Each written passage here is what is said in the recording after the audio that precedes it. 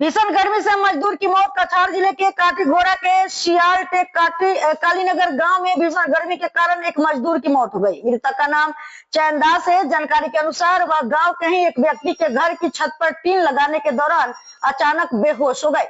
स्थानीय लोग तुरंत उन्हें अस्पताल लेकर गए, जहां डॉक्टरों ने उन्हें मृत घोषित कर दिया। आशंका है कि तेज गर्मी के कारण ही उनकी मौत हुई है।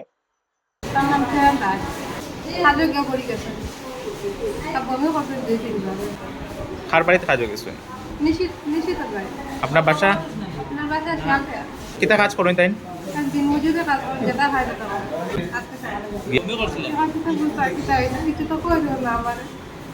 তার বয়স কত হইব?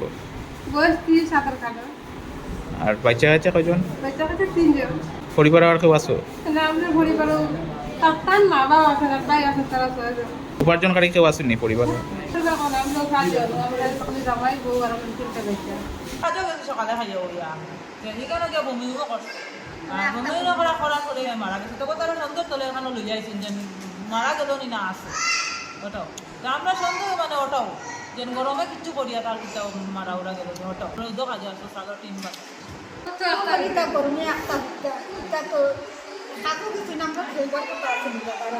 খাই লগা সারাদিন কাজ করছে।